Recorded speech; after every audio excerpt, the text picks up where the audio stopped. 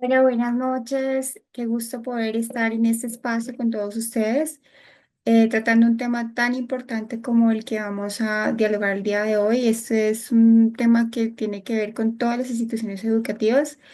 Es netamente enfoque disciplinario, pero en una situación particular como son las situaciones tipo 3. Listo, vamos a darle inicio a esta capacitación. Mi nombre es Grace Añudo Ortiz. Yo soy abogada especialista en las áreas de derecho disciplinario, derecho contencioso administrativo. También tengo amplia experiencia en legislación educativa y auditoría en calidad de instituciones educativas. Para los que de pronto no me conozcan, muchísimo gusto. Espero que sea un espacio de mucho provecho. Es un espacio muy corto, pero Espero poder transmitirles la información que necesitan y si de pronto ustedes puedan requerir de mi asesoría, de mi ayuda, con muchísimo gusto. Aquí les dejo mi teléfono 321-670-0852. Damos inicio a la presentación entonces. Que tengan una bendecida noche. Bueno, lo que vamos a hablar hoy es de la responsabilidad docente desde el enfoque disciplinario en situaciones tipo 3. Primero les voy a comentar un caso. Es un caso real que ocurrió en una institución educativa. No diré cuál es la institución educativa ni tampoco en qué ciudad. Aquí hemos colocado el nombre a una persona para que no, pues para no divulgar información que no nos corresponde. ¿Listo?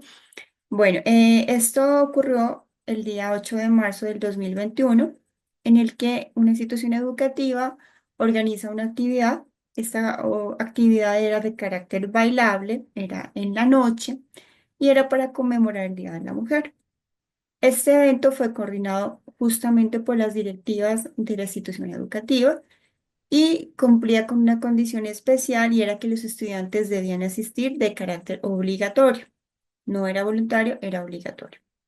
Aproximadamente a las 10 de la noche, uno de los estudiantes, que se denomina en este caso Felipe Sánchez, estudiante de grado séptimo, es atacado con un arma cortopunzante, lo que le ocasiona la muerte.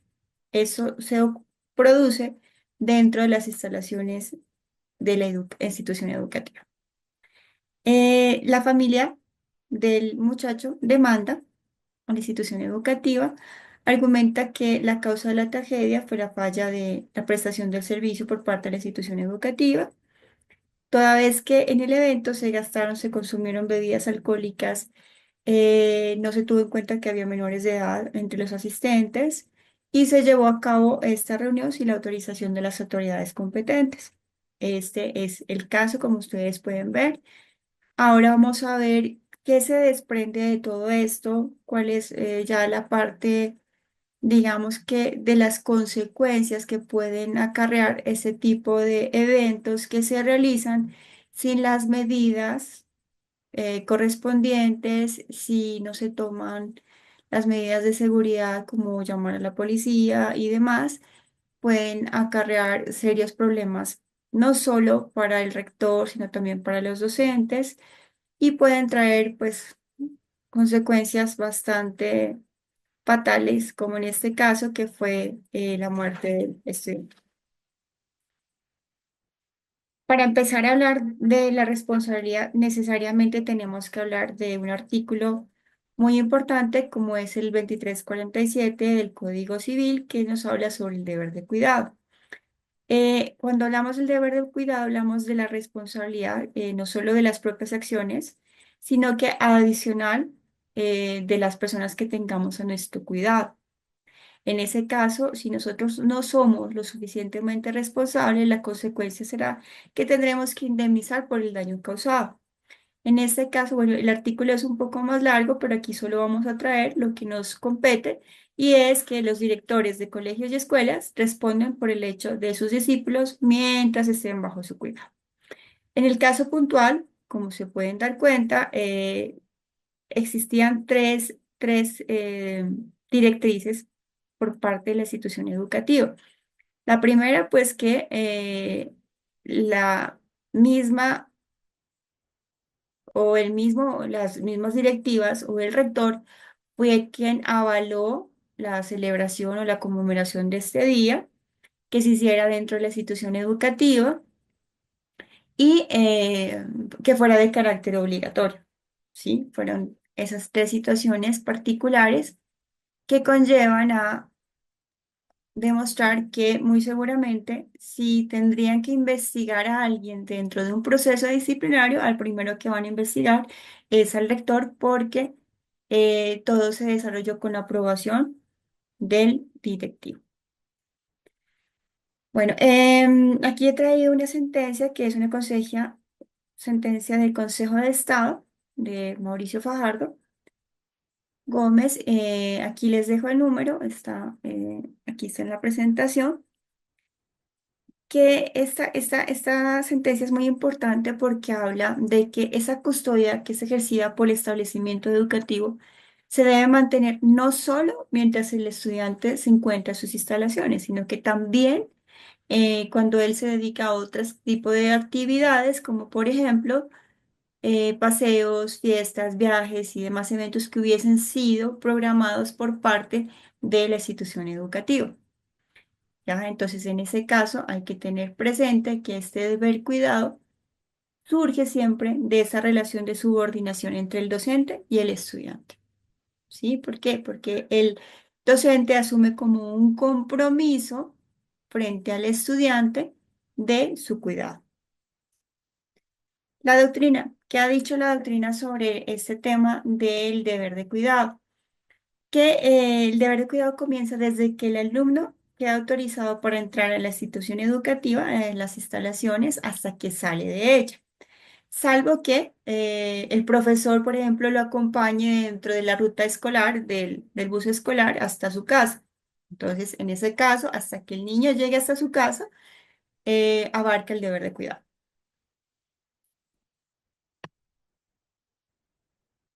Qué pena, se me regresó. Bueno.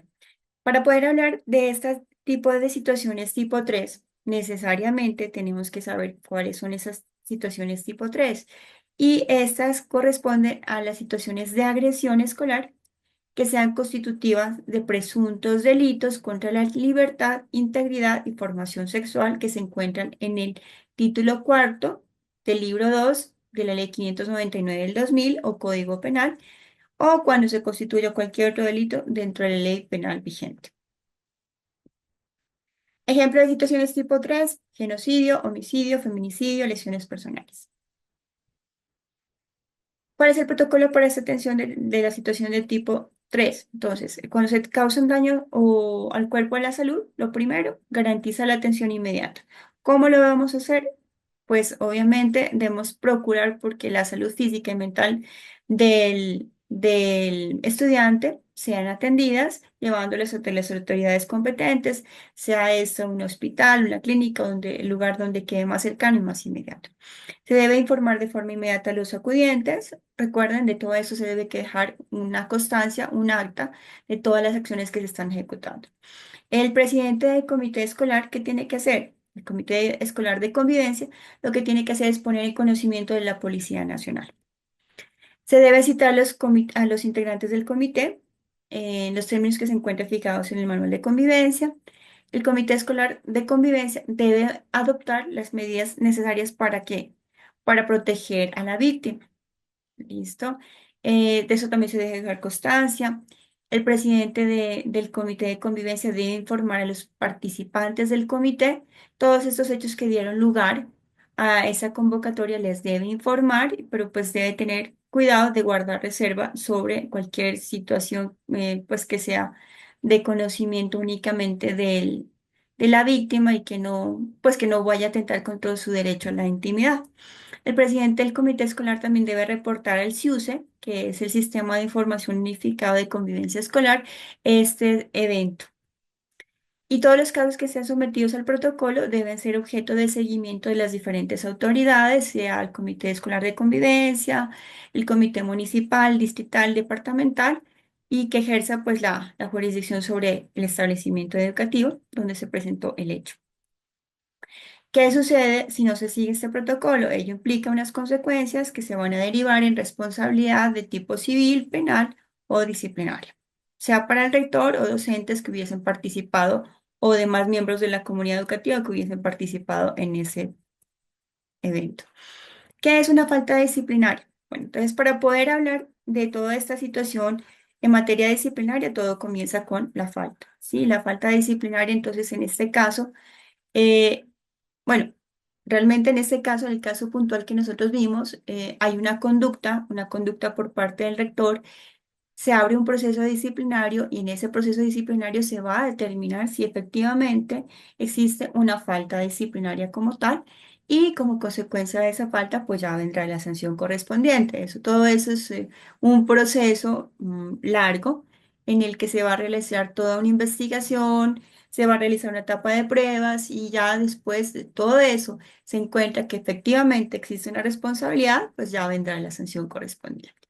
¿Qué podemos decir de la falta disciplinaria? Que es la incursión en cualquiera de las conductas o comportamientos que pueden conllevar incumplimiento de deberes, prohibiciones, extralimitación en el ejercicio de funciones o deberes y la violación del régimen de inhabilidades, incompatibilidades, impedimentos y conflicto de intereses. Eso sería la falta disciplinaria.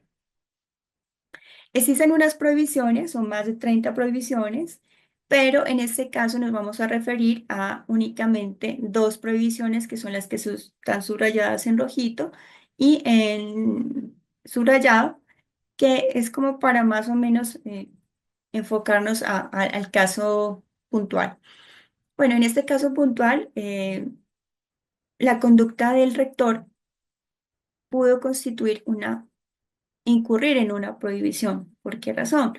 Porque muy seguramente en el manual de convivencia no se contemplaba la autorización para realizar ese tipo de eventos dentro de la institución educativa, lo primero. Lo segundo, imagino yo que tampoco estaba pues permitido el uso de bebidas alcohólicas dentro de la institución educativa y a los menores de edad. Y tercero, pues que no se tomaron las medidas de seguridad correspondientes cuando no se llamó a la policía para que atendiera la requisa de las personas que ingresaban a dicho evento. En ese caso, pues estaría contraveniendo lo que sería el manual de convivencia. Y entonces estaríamos dentro de esa primera prohibición que habla sobre incumplir los deberes, abusar los derechos o extralimitar las funciones. ¿Sí? En ese caso, podríamos citar esa prohibición dentro del caso que les mencioné y también ocupar o tomar indebidamente oficinas o edificios públicos. Desde luego, el propósito, el fin, el objeto de este establecimiento educativo, pues no está destinado a las fiestas y ese tipo de eventos, sino a proporcionar la educación que los estudiantes requieren, que sería netamente el servicio educativo. En este caso, bueno, también podemos hablar de que las faltas se clasifican en tres clases: gravísimas, graves y leves. Cada caso pues tiene su connotación particular. Podríamos decir que de acuerdo a cómo lo hemos presentado el caso, podría tratarse de una falta gravísima, porque creería yo que a título de dolo, porque el rector conocía de cuáles eran las implicaciones que podría tener el hecho de realizar un evento dentro de la institución educativa. A sabiendas de esto, pues lo realizó, podría hablarse de una falta gravísima. Ya tocaría examinar bien en cada caso en particular si se realizó a título de dolo, de culpa o cómo fue que se presentó esta situación. Ya al momento de calificar la falta, pues ya se determinará cómo fue.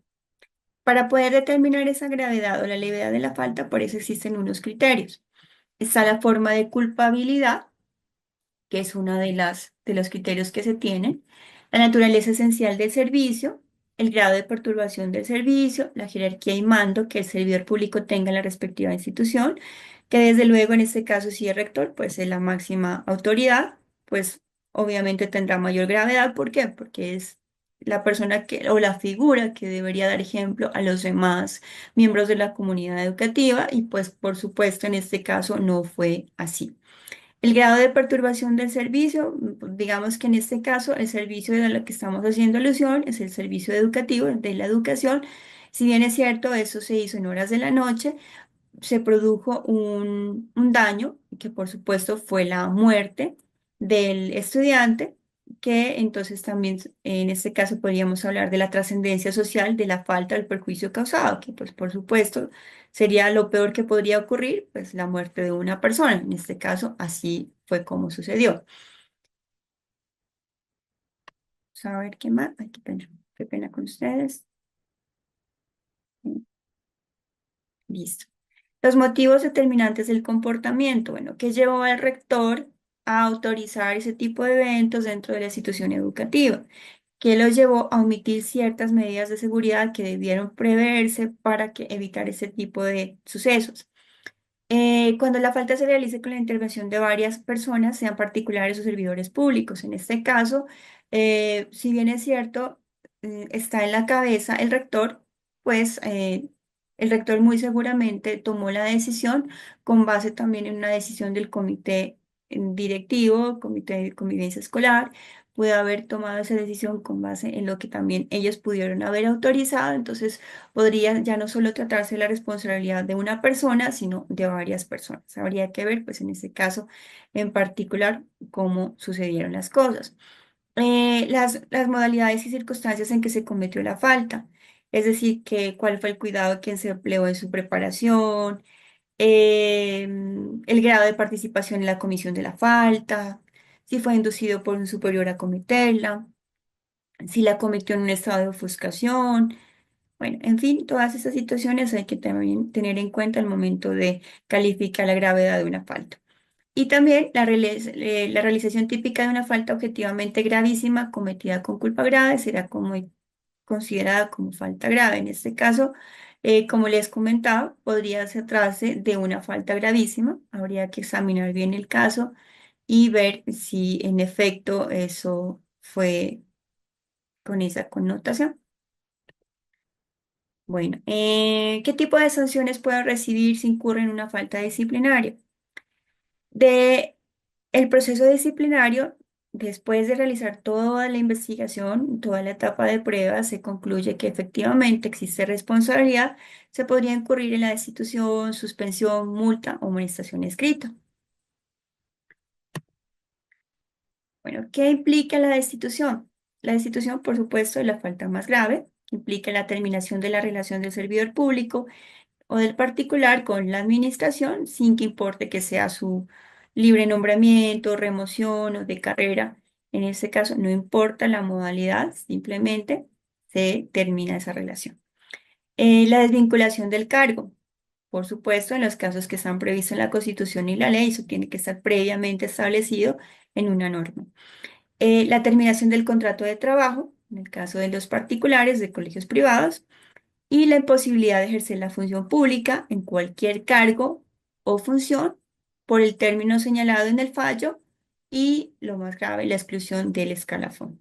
Entonces, hay que tener cuidado con esos procesos disciplinarios. Recuerden que si bien es cierto, ustedes pueden ejercer su defensa. Si ustedes no tienen el conocimiento en derecho, no tienen el conocimiento en derecho disciplinario, lo mejor es que ustedes entreguen esa carga a un profesional del derecho que tenga experiencia en estas áreas para que los pueda defender. ¿Qué implica la suspensión? La suspensión es la separación del cargo que originó la falta disciplinaria, donde se originó la falta disciplinaria, pues por supuesto una inhabilidad especial y la imposibilidad de ejercer la función pública en cualquier cargo por el término que está establecido en el fallo. La multa es una sanción de carácter pecuniario. La amonestación es un llamado de atención que va a registrarse en la hoja de vida y siempre va a ser por escrito. Bueno, queridos compañeros, es un gusto haberles brindado esta información. Espero que sea de ayuda para todos ustedes. Recuerden la trascendencia que tiene una investigación disciplinaria, un proceso disciplinario, la importancia de su defensa dentro de un proceso. De ustedes dependen de que un proceso pueda archivarse en una etapa inicial o que tengan que continuar con esa incertidumbre y zozobra hasta el final del proceso de no saber qué hacer, de cómo van a actuar. Entreguen en ese caso esas situaciones a profesionales en derecho que realmente conozcan del área, que tengan experiencia y que sepan cómo van a defender sus intereses para que ustedes puedan salir bien librados de todos estos procesos. Bueno, les agradezco mucho por su atención. Este es mi contacto por si ustedes requieren cualquier asesoría. Por supuesto, estamos para colaborarles. Es el 321-670-0852. Quedo muy atenta y muchísimas bendiciones para todos ustedes.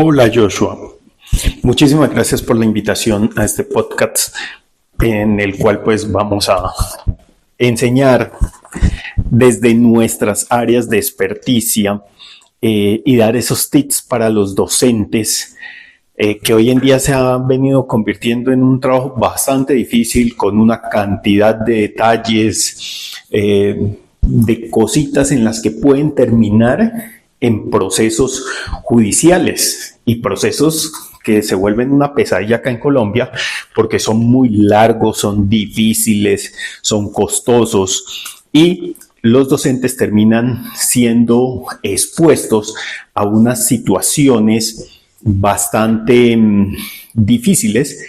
¿Por qué? Por las nuevas normas que vienen saliendo y que en algunos momentos los legisladores que colocan estas normas pues se quedan cortos de conocimiento en la parte especializada y los terminan llevando a procesos que no tienen que no deberían de estar sufriendo. Y cada día el mundo se ha venido volviendo mucho más complejo. Por ejemplo, desde el punto de vista de todo lo que tiene que ver violencias sexuales, violencias de género. Esto lo vemos con mucha frecuencia acá en el Centro de Especialistas Forenses. Mi nombre es Aníbal Navarro Escobar, soy médico especialista en medicina forense, también soy epidemiólogo. Y algo que estamos viendo con muchísima frecuencia son acusaciones contra docentes, bien sea por inducción a la pornografía, en algunos casos hablan de acceso carnal violento, en otros de actos sexuales abusivos, y resulta que estamos viendo lo siguiente. Se dijo tendrá que haber una educación sexual y reproductiva en los colegios. Eso está bien, ¿cierto? ¿Qué es lo que se queda corto? ¿Y dónde está el paso a paso, el manual? ¿Quién lo debe dar? ¿Cuál es la formación, la habilitación, la certificación? ¿Quién lo va a verificar? Porque es un tema muy delicado. Resulta que nosotros que nos dedicamos a la parte de salud, y tenemos que estar viendo este tema frecuentemente y de hecho dentro de nuestra formación uno de los retos para nuestros profesores, yo recuerdo hace más de 20 años cuando me estaba formando como médico, nos enseñaban sexología y uno de nuestros profesores pues era médico especialista en todo lo que tiene que ver con la vida sexual y reproductiva. Y él decía, es uno de las cosas más difíciles, uno, porque entra entre un tema de legalidad, de consentimientos, de permisos, de estar en mutuo acuerdo.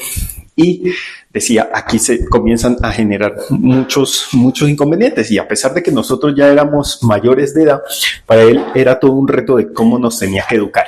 Ahora llevemos esto a niños de 10 años, de 9 años, de 12 años, de 13 años. No todos tienen el mismo desarrollo.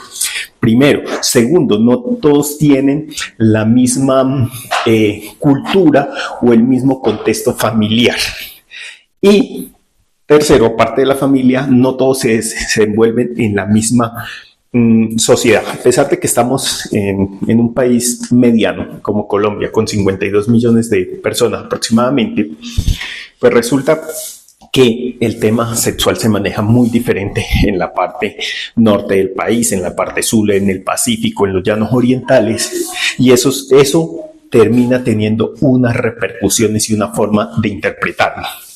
Por ejemplo, uno ve que los profesores pues hacen todo con lo que pueden y ubiquémonos en un lugar como, por ejemplo, Bogotá, Medellín, Barranquilla, las grandes ciudades, tienen acceso a recursos, tienen acceso a recursos como internet, libros, modelos, maniquís para enseñar esto, para dar cierto mensaje.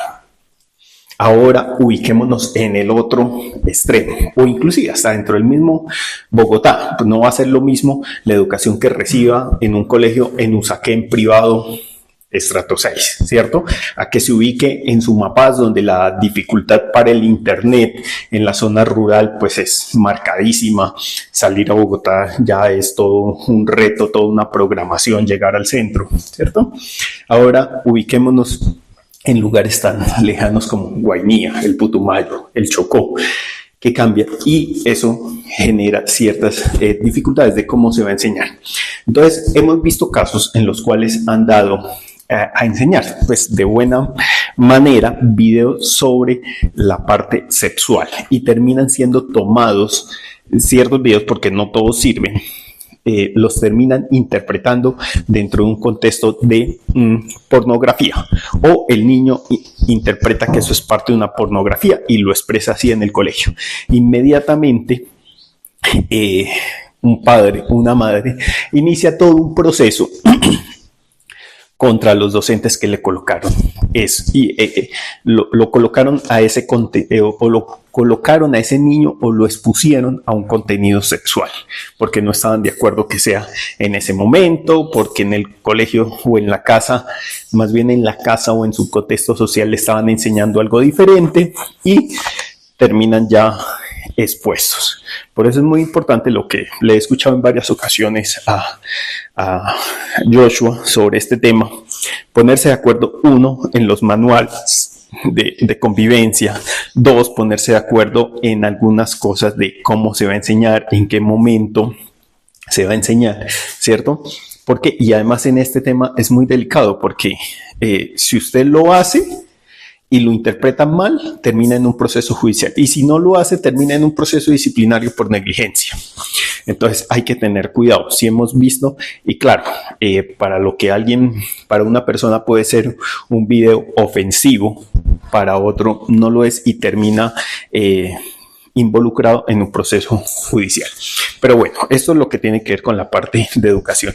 Ahora vamos a hablar sobre lo que sucede en la dinámica entre los docentes y lo que sucede con los estudiantes, e inclusive dentro de sus mismos compañeros entre docentes. Por ejemplo, hemos visto denuncias en las cuales uno queda como forense, o los abogados quedan atados de manos cuando dicen es que se quedó a solas con el estudiante, y después el estudiante sale y dice es que me quedé a solas y hay compañeros que son testigos que nos quedamos a solas en el aula y en ese momento me manoseó, me tocó.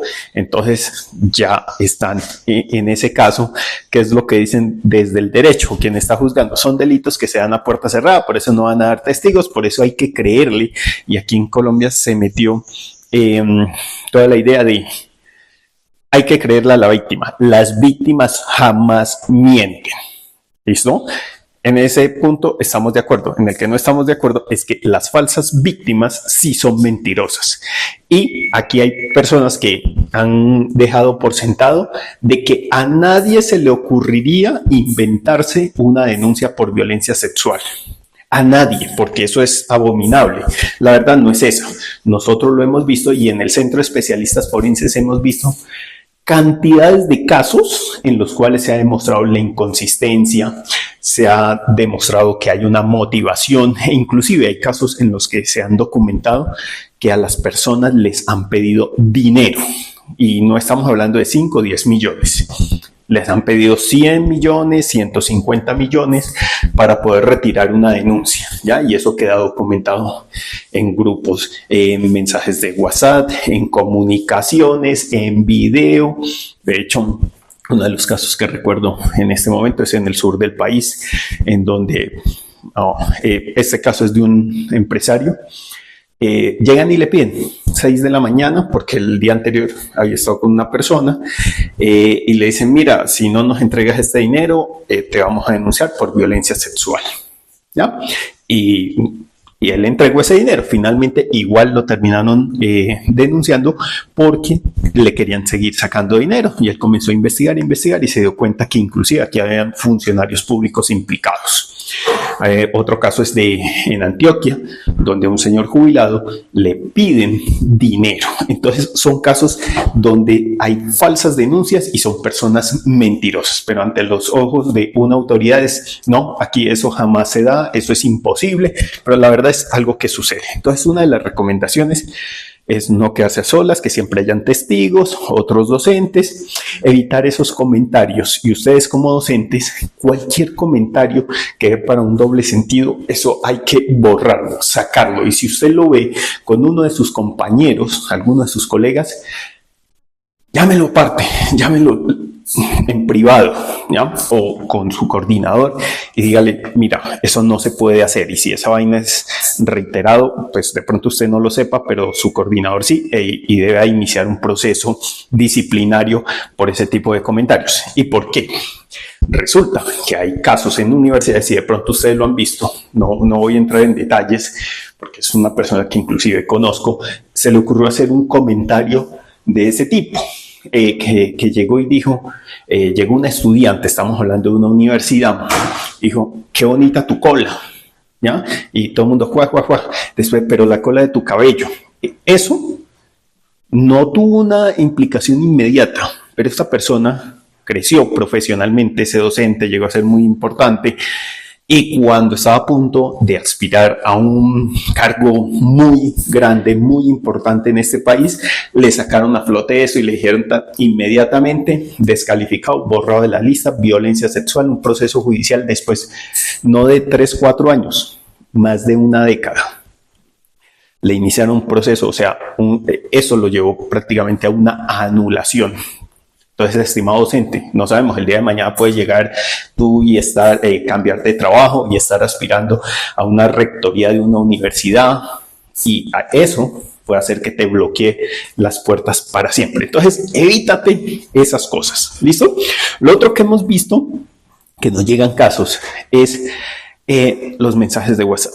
De hecho, tenemos un caso y lo vi hace varios años en el centro del país. Evito entrar, aunque todos son muy parecidos. Estos casos uno los ve y parecen recortados, cortados con la misma tijera, el mismo patrón. Entonces, una de las cosas, eviten esos mensajes. Resulta que el caso todo se inicia, supuestamente donde el docente está hablando con un estudiante, y resulta que en un momento la mamá se le ocurrió coger el celular y encuentra mensajes, estás muy linda, cuídate, besitos, ese tipo de cosas. Inmediatamente, pues el profesor dice, no, pues, o sea, la verdad no pasó nada, no era malintencionado, nunca tuvimos nada.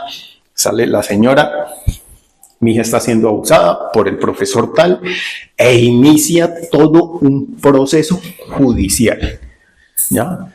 Y entonces pues ya no es mensajitos, cosas inadecuadas, sino que una vez lo metió en un tema de que podía ser unos actos sexuales o un acceso carnal violento. Y recordemos, estamos con menores de edad, fácilmente manipulables, no sabemos qué hay detrás. Si le dice, venga, tú tienes que, te castigo si no vas a decir que ese profesor abusó de ti, ¿ya? Entonces, eso de mensajes, nada, yo lo he visto con muchísima frecuencia, que crean grupos de WhatsApp para dar la información. Aquí apéguense al conducto regular y lo que está establecido por el colegio. Se informa todo a través de agenda, o se informa todo a través, por ejemplo, yo tengo 2 hijos, estudian en un colegio, y todo queda notificado por el correo institucional y por la plataforma institucional, y se acabó. No tenemos teléfonos de los profesores, nada. Es muy importante seguir esos conductos, y que aquellos que son coordinadores, que son rectores, los hagan respetar, porque es la manera en que el día de mañana se puede defender una u otra parte. Entonces deben de tener muchísimo cuidado. ¿Listo? Eso también no solo cabe para la relación docente-estudiante, sino entre compañeros. Yo hoy en día dirijo el Centro de Especialistas Forenses, lo fundé hace más de una década y nos hemos dedicado a hacer medicina forense privada. Y algo que hemos dicho, y eso lo vi desde que yo era muy pequeño, mi papá tenía sus negocios, su finca, y y nunca relaciones dentro de la empresa, ni entre compañeros, ni por fuera, o sea, ni entre compañeros, ni entre jefes subalternos, jefas subalternos, porque eso se da para problemas.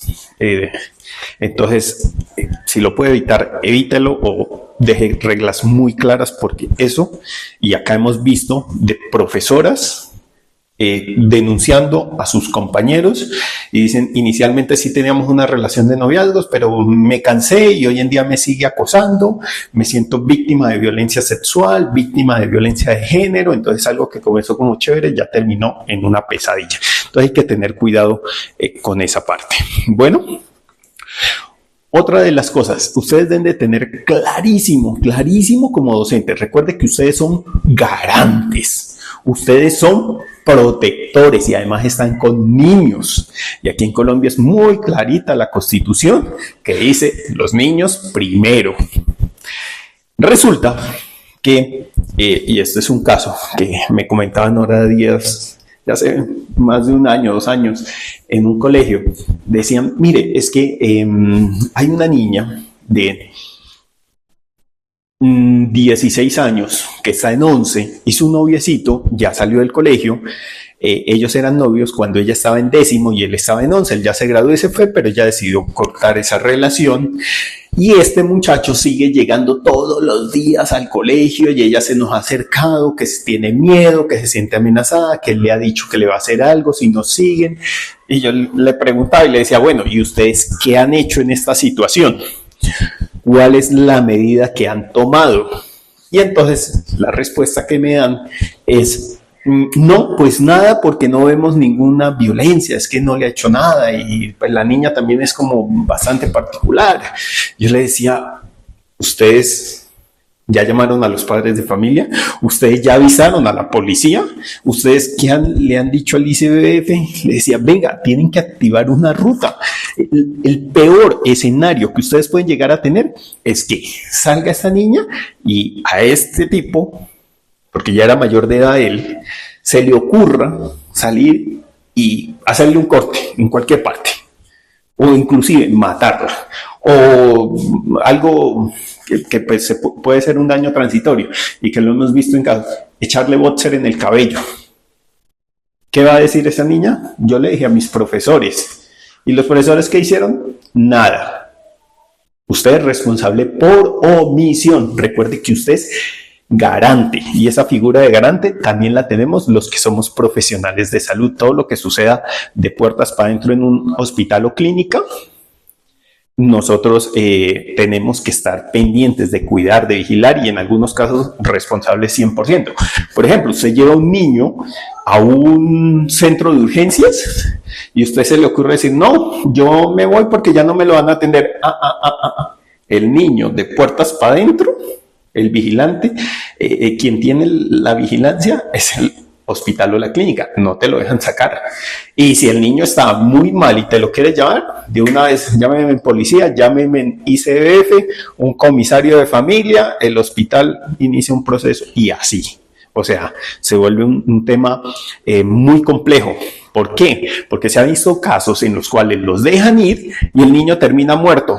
Disculpe, el responsable era la institución con sus profesionales, entonces eso ya no es una muerte natural porque tenía una diarrea, se deshidrató y murió, sino que ya es un homicidio y es un homicidio y aquí hay una negligencia y entra a responder. Algo similar sucede con ustedes. Bueno, algo similar. Y pues desgraciadamente aquí en Colombia es un país de muchas leyes, pocos procedimientos, poco aterrizado al paso, al día a día, al paso a paso, que eso es algo que hay que resaltarle a los norteamericanos, que ellos son tremendamente prácticos. Dicen, si no lo puedo aplicar y no lo puedo llevar a la realidad, no nos metamos ahí, ¿ya? Pero Colombia es un país de muchas ideas, poca práctica, ¿ya? Y aquí viene una cosa, tranquilos que ustedes no están solos, ni fue que alguien se levantó un día y dijo, la vamos a emprender contra los docentes. No, a los profesionales de salud también nos toca. Y les voy a colocar un ejemplo con el cual yo siempre hablo sobre este asunto. A los médicos, salió por allá hace muchos años un decreto y dijo, los médicos van a hacer las necropsias. de las muertes violentas. Y resulta, y le voy a poner en contexto, ¿se acuerdan de los casos de Ocaña? ¿Qué dice? Pues la norma, ¿qué dice el decreto? El médico tiene que hacer la necropsia. ¿Y qué pasó? El médico entra y hace la necropsia. ¿Quedaron bien hechas? No, eso quedó a las patadas. De hecho, Colombia tiene condenas por eso. Colombia tiene una cantidad de problemas porque eran médicos rurales jugando a ser médicos especialistas en medicina forense, ¿no? Y resulta que esas necropsias quedaron llenas de problemas, de errores, porque nadie, o sea, pensaron que 6 mesecitos de medicina forense general equiparan 3 años de especialización y muchos años de práctica, de acompañamiento personalizado, y entonces los terminaron volviendo responsables un poco de médicos recién salidos de universidad, porque a alguien se le ocurrió, quien hace las normas, eso es fácil, que cualquier médico lo haga. Y entonces, tranquilos, que eso también le pasa a los médicos, pero también le pasa al resto de profesionales. Usted vaya a averiguar con los contadores, con los gerentes de administradores de empresas, con los arquitectos, con los ingenieros, todos ellos se quejan y dicen, mira, me ponen a hacer una cosa que es que yo no tengo la capacidad para hacerla. ¿Ya? Entonces terminan involucrados en estos problemas. ¿Listo? Entonces, los médicos también nos obligaron por norma y por decreto, porque a alguien se le ocurrió que teníamos que hacer eso. Por ejemplo, yo hoy en día soy médico especialista en medicina forense y me dedico a esto. No me pongo a atender partos, porque es que yo pues tengo la técnica, tengo la teoría de cómo se hace y en un caso de urgencia lo haría, pero en un caso extremadamente raro y de urgencia lo atendería, pero lo ideal es que venga un ginecobstetra, un médico que se dedique a esto, un médico hospitalario que se dedique a esa parte, un médico general que se dedica a esa partecita, ¿ya? Entonces, a ustedes, pues, a alguien se le ocurrió acá decir, y van a educar sobre ese tema, pero pues ese temita que les dejaron y por ejemplo en esta parte de salud sexual y reproductiva, pues es bastante complejo, necesita todo un entrenamiento. Cuando llega una víctima de violencia sexual o que refiere o que ustedes observan algo inadecuado, pues tienen que iniciarla, pero el problema es y cómo se inicia. Y entonces aquí es muy importante dejar todo documentado para que el día de mañana, si surge un proceso, pues se sepa cómo responder. Bueno, eso era, sé que esto tiene muchísima más tela que cortar porque es que el paso a paso de activar una ruta eso lleva mucho detallito y cada detalle es muy importante. Entonces, ¿cuál es mi recomendación? Cuando tengan estos casos, ustedes saben que tienen aquí a su amigo, esta persona que de verdad le interesa muchísimo este tema, Joshua. Con Joshua mantenemos trabajando, haciendo cursos, dando charlas, porque de verdad es preocupante. Ustedes hacen un trabajo enorme, de mucha responsabilidad con repercusiones en las siguientes décadas. Les agradezco mucho por este tiempo que han dedicado a escuchar. Muchas gracias, Joshua, por la invitación.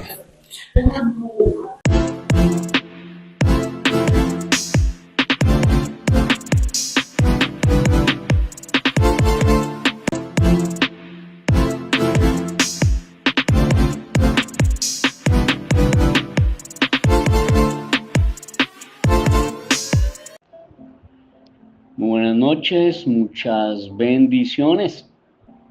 Un saludo muy cordial y gratitud absoluta por compartir con nosotros en esta noche de viernes 17 de enero de 2025. Primera capacitación, primer aporte gratuito, absolutamente gratuito para todo el gremio docente. Esperamos que el aporte que realizó la doctora Grace Año Ortiz, abriendo los procesos de capacitación y formación de hoy, el complemento que realizó previamente el doctor Aníbal Navarro y este pequeño cierre del que menos sabe, que soy yo, ellos son los expertos, pues les sea de utilidad y les sea de aporte. Desde Educate para Educar ya cumplimos 20 años de capacitación, de asesorar, acompañar, educar y formar al gremio docente en Colombia. Y en esa experticia de 20 años, perdón, encontramos algunos aspectos que nos han brindado una experticia y un bagaje que nos consolida como líderes indiscutibles por mucho en el tema de la legislación educativa.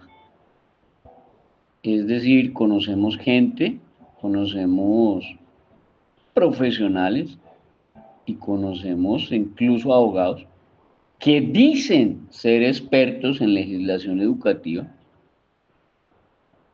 y están a años luz de ser expertos. De expertos no tienen nada.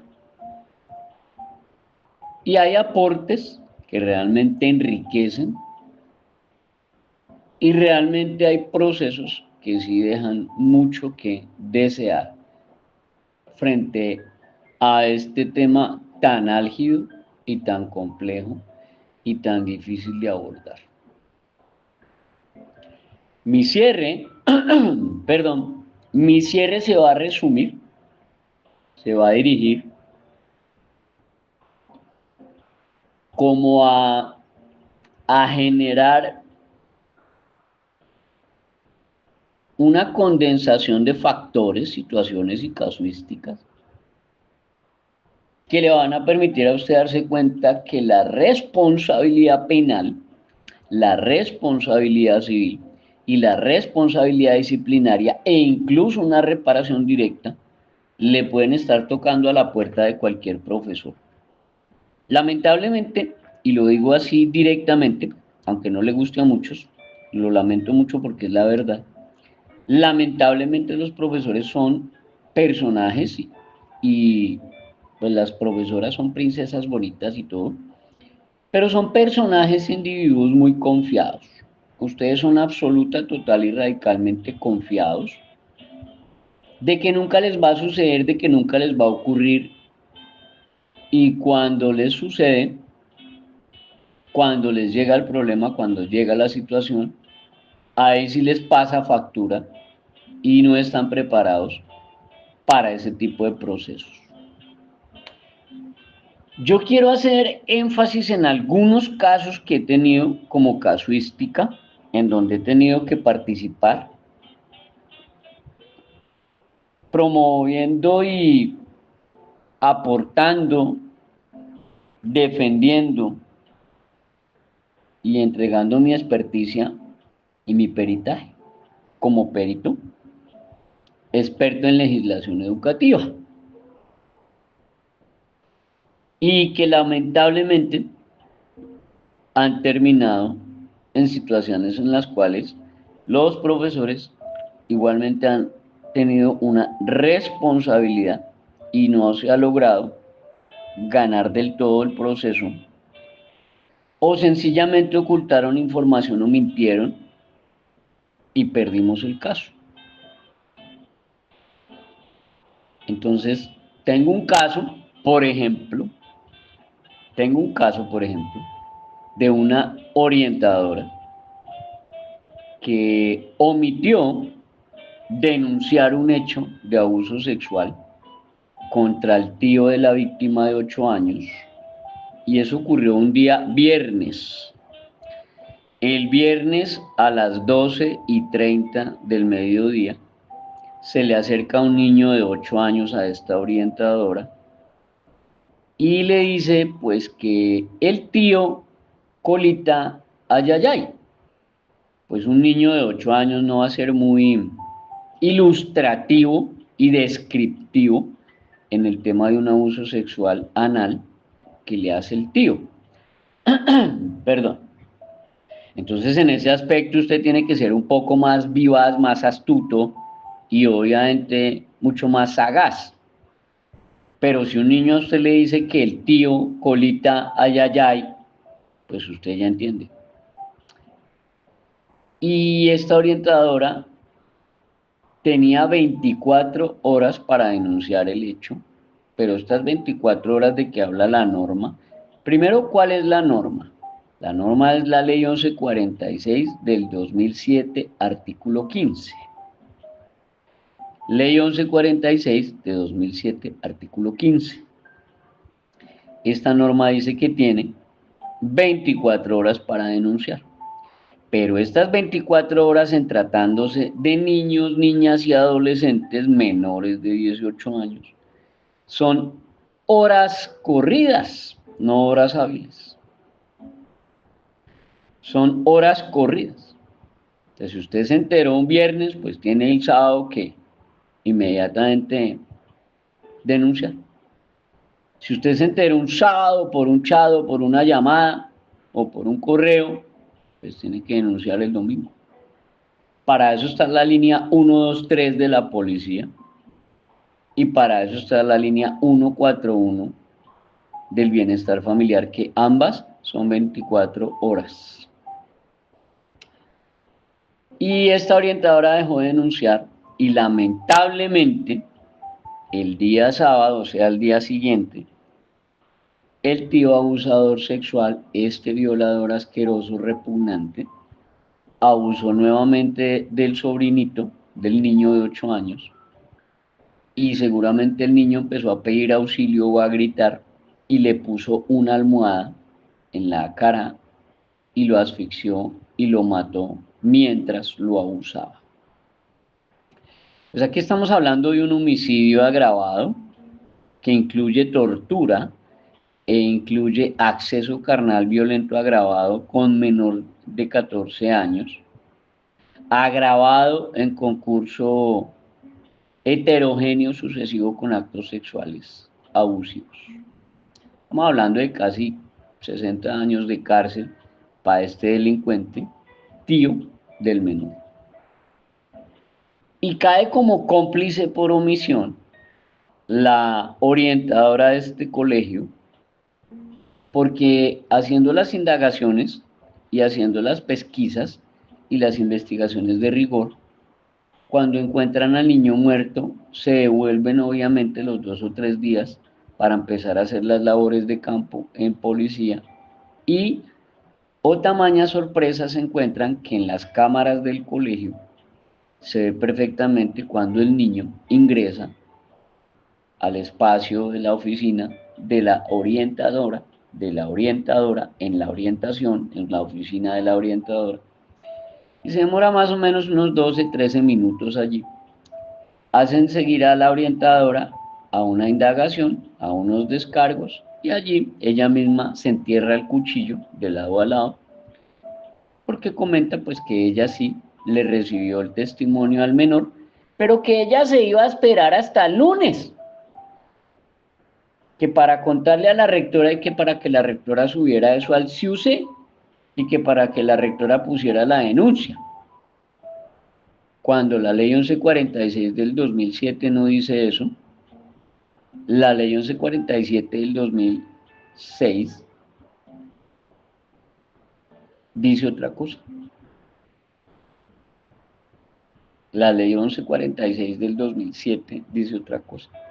La ley 1146 del 2007 en su artículo 15 es taxativa, tajante, radical.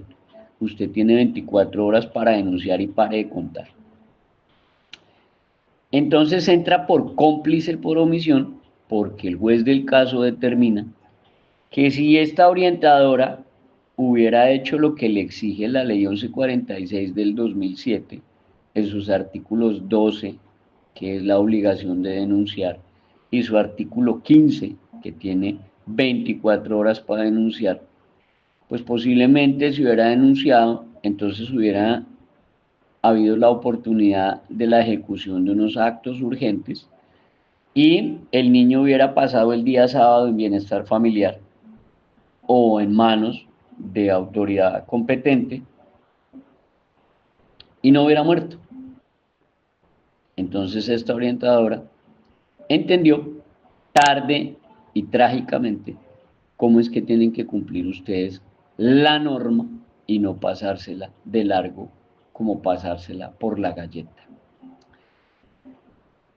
Otro ejemplo que hemos tenido, lamentable, el de un rector que harto, muchísimo se le advirtió que no que no tuviera niñas embarazadas en el colegio y que si las iba a tener, que le hiciera firmar unos documentos en extrajuicio procesal juramentado a los padres, de que los padres lo eximían de cualquier accidente, de cualquier falla en los procesos que pudiera afectar la vida, la integridad y la dignidad de esta niña o de su no nacido, de su naciturus. Y pues este rector terco, porque a veces los hay, terco, no quiso hacer nada al respecto. Un estudiante de grado 11 jugando microfútbol en el patio, le tira un taponazo ahí a la loca, jugando brusco, jugando gamín, jugando grotesco, y con tan mala suerte que el taponazo, el balonazo le llega a la barriga de esta niña y tiene un aborto espontáneo y pierde su bebé.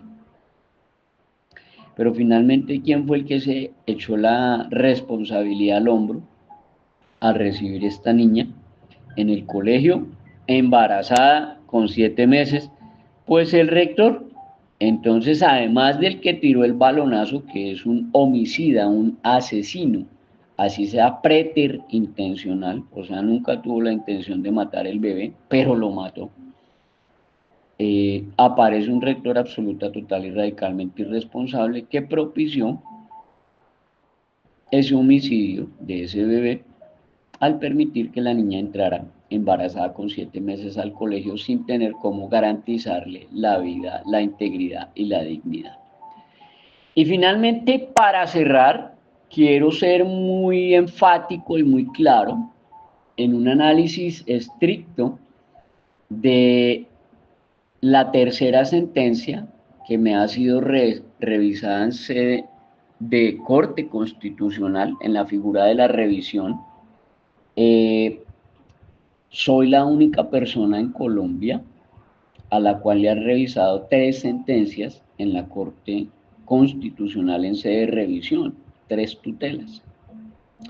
A mí me han revisado la T de tutela 532 del 2020, que habla de niños con necesidades educativas especiales, en donde me di la pela allí con esta magistrada, en donde la magistrada pisotea, inaplica, desatiende, viola, vulnera y se pasa por la galleta el artículo 68 de la Constitución. La señora hace lo que le da la gana con este artículo 68 de la Constitución y se le olvida que el trato con los niños que ostentan o que padecen necesidades educativas especiales le corresponde al Estado, no a los colegios privados. Pero bueno, además de que se pasa por la galleta ese aspecto en la T de tutela 532 del 2020, me revisan la T de tutela 337 del 2022, en la cual se demuestra que inocularon a un paciente en Fontibón en el tema de la pandemia y lo mataron a la semana de haberle inyectado esos sueros experimentales que ustedes en algún momento llamaron vacunas y que nunca lo fueron. Solo fueron sueros experimentales que ni siquiera fueron probados en animales, ni siquiera fueron testeados en animales, ni siquiera cubrieron las 3 etapas de una vacuna, ni pasaron por todos los procesos de una vacuna, sino fueron meros sueros experimentales que nunca tuvieron un registro sanitario en VIMA. Experimentaron fue con usted que se mandó a vacunar, así de sencillo para que lo tenga claro. Esa es la 337 del 2022 y cierro con la T de tutela 249 del 26 de junio de 2024, que es la que yo voy a abordar para hacer este paralelo y este análisis para cerrar esta capacitación de esta noche, viernes 17 de enero de 2025. En sí, la sentencia T de tutela 249-2024, que es emitida y revisada por la Corte Constitucional en Colombia, representa un hito significativo en la lucha y la pelea contra el acoso escolar y el matoneo aquí en el país. Este fallo de la Corte Constitucional se centra en un caso particular de una adolescente que sufrió de manera constante este tipo de violencia y acoso escolar y que le derivó en problemas de salud mental como ansiedad y depresión, lo cual la llevó a que tuvieran que aplicarle un PIAR o un plan individual de ajustes razonables.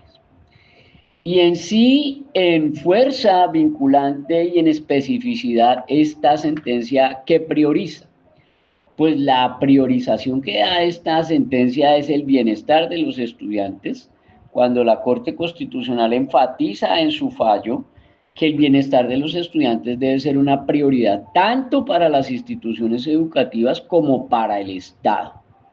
Y le recuerda a los colegios que tienen la obligación de proteger a sus estudiantes de cualquier tipo de violencia, incluido el acoso escolar, y le recuerda especialmente el artículo 44, numeral 4 de la Ley de Infancia y Adolescencia y el numeral 5. También le recuerda la obligación que tiene el Estado, las autoridades, los docentes, los directivos, los profesores y las autoridades internas administrativas disciplinarias del ámbito escolar y el demás personal que tienen esa obligación de actuar de manera inmediata, pronta y efectiva ante cualquier denuncia de acoso escolar, matoneo o bullying, y que deben, por supuesto, acudir a implementar unas medidas para atender, prevenir y sancionar de inmediato este tipo de conductas irregulares que menoscaban los derechos de los menores. También genera un impacto este fallo en términos del acoso en la salud mental, porque la sentencia reconoce que existe un grave impacto que se genera con el acoso escolar y que va a deteriorar la salud mental de las víctimas. Y en el caso concreto, la adolescente sufre de un deterioro significativo casi por 8 meses dentro de su bienestar emocional, lo que evidencia la necesidad de que ella ingrese incluso a una atención integral a las víctimas y que la menor efectivamente sufra de depresión y de algunas otras anomalías emocionales en sus aspectos de la vida cotidiana. Y también resalta esta sentencia, pues la responsabilidad del Estado, porque la Corte Constitucional responsabiliza al Estado colombiano y en específico al Ministerio de Educación y en específico al colegio, de garantizarle la protección de los derechos de los niños, niñas y adolescentes y de adoptar medidas efectivas, obviamente, para prevenir y combatir este acoso escolar, que viene siendo una violación a la dignidad humana, a la honra, al buen nombre, que viene siendo un ataque directo a la dignidad de los otros menores que son víctimas. Por supuesto, se trata de un maltrato infantil, artículo 18 de la Ley de Infancia, y se trata, por supuesto, también de la violación al artículo 44, numeral 4 y numeral 5 de esa misma Ley de Infancia y Adolescencia.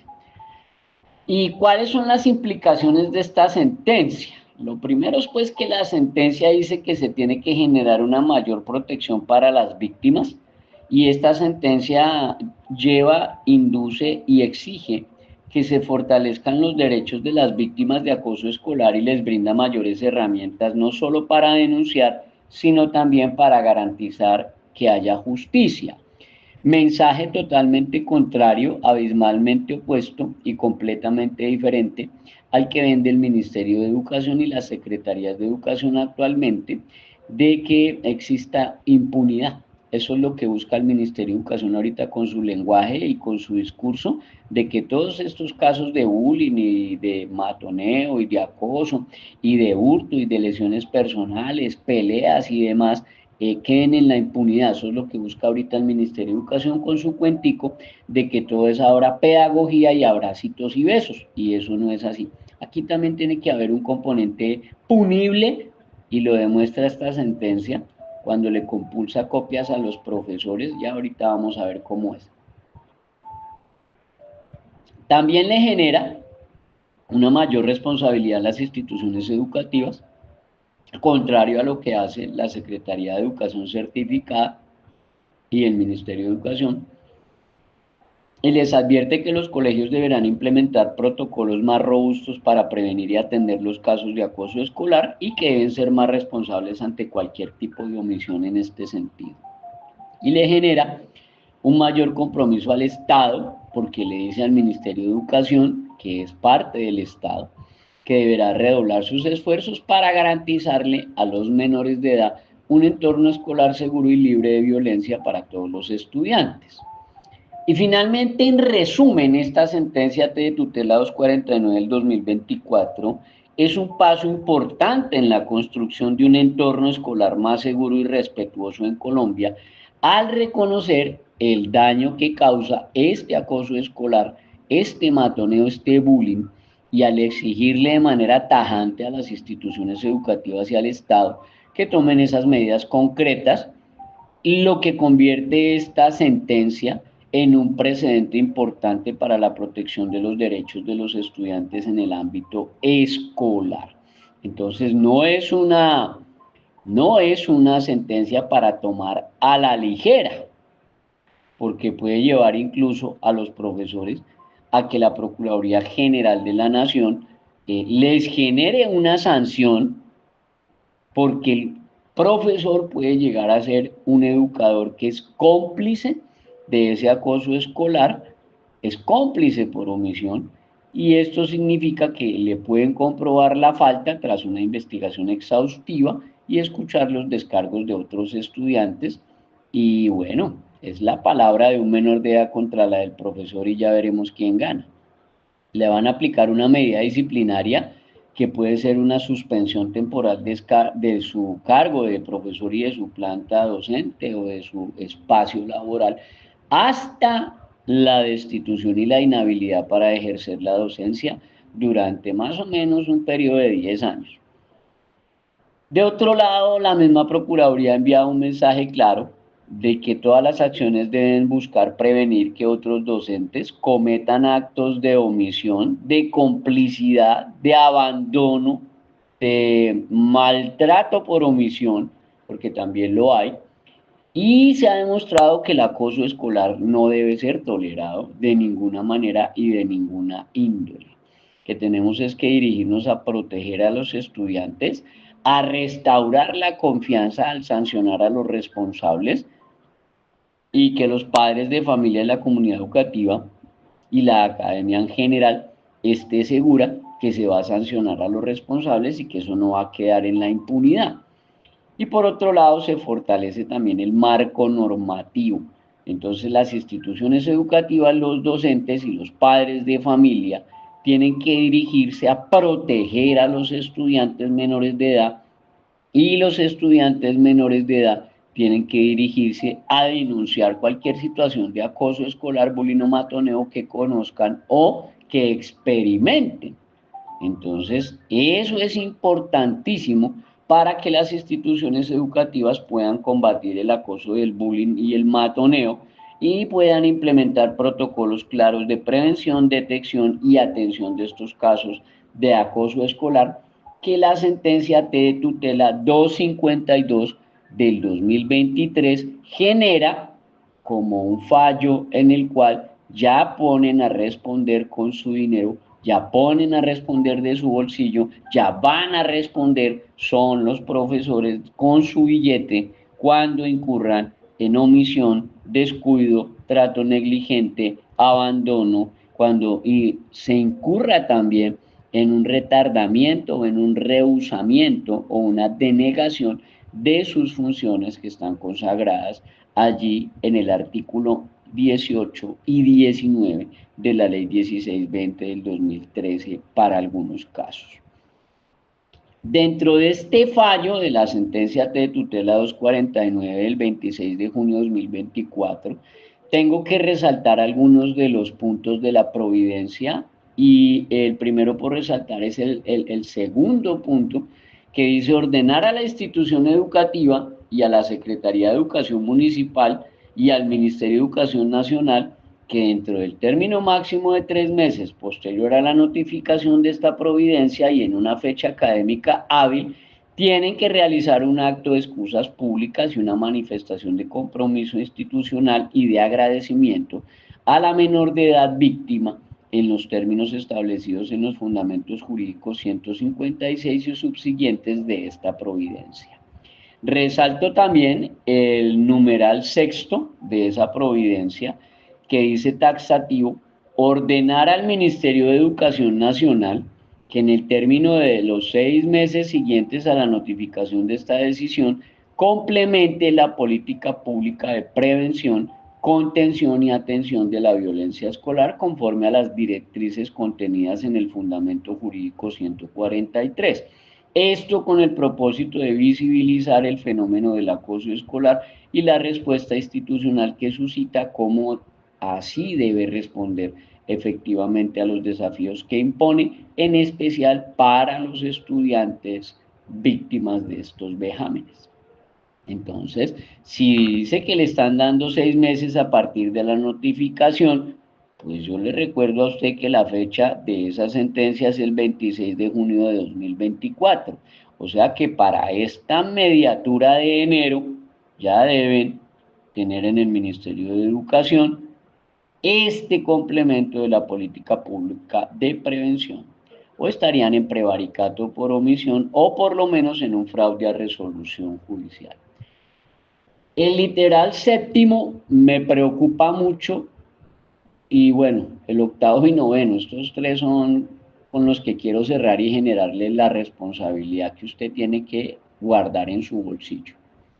Ordenar a la institución educativa, con la intervención de la Secretaría de Educación Municipal y el acompañamiento del Ministerio de Educación Nacional, que durante el término de los 3 meses siguientes haga una revisión del manual de convivencia enfocado en la previsión de estrategias y de un mecanismo de seguimiento interno sobre su efectividad en el aula.